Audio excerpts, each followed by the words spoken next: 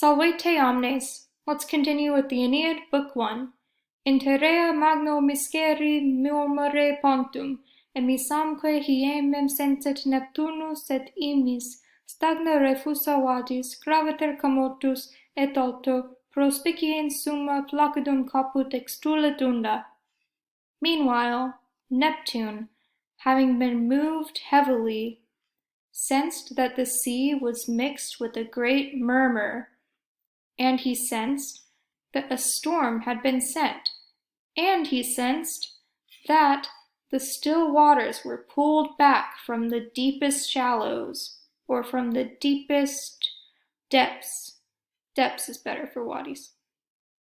And, looking out upon the sea, he raised his calm head on the highest wave. So this passage is obviously about Neptune sensing the storm that Aeolus has created to overturn Aeneas's voyage to Italy. And Neptune is not happy about it. Someone's making a storm without his permission, someone's causing trouble without Jupiter, his brother's permission, and just all of this is happening on his sea. This is his domain, so he is not happy. And yet he raises his calm head on the highest wave. So he's calm and stern in his demeanor, but you know that he's not happy about this storm brewing on his sea. Up here we have some great alliteration. Magno miscere murmure. You can imagine the winds and the storm all murmur, murmur, murmur. So Virgil's taking advantage of that with this phrase, the M. And now up here, this entire first part is an indirect discourse, indirect statement, whatever you want to call it. Neptune sensed that. So here we have our subject, Neptune, our verb of thinking, saying, feeling. He felt, he sensed that. Then we have several accusative subjects in our indirect statement. Here's our first accusative subject, pontum.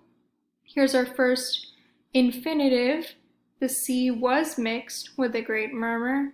Here's our next accusative subject, and our verb infinitive. There is an implied esse here to make this a perfect passive infinitive. Emisam esse, the storm was sent. He sensed that the storm was sent.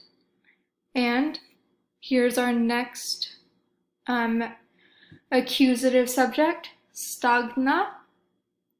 And Neptune sensed that the waters, the refusa, remember an implied esse here, refusa esse, that the waters were pulled back from the deepest depths. And remember, this part modifies Neptune having been moved heavily. So it's kind of like he was sitting in his underwater palace or whatever, wherever Neptune lives, and then he was shaken, and he sensed that there was a storm going on in his sea. A big storm, he sensed it. And looking out upon the deep, he raised his calm head on the highest wave. Here we have a great form of chiasmus, A-B-B-A. Remember chiasmus, you can remember it like chiabamus, A-B-B-A.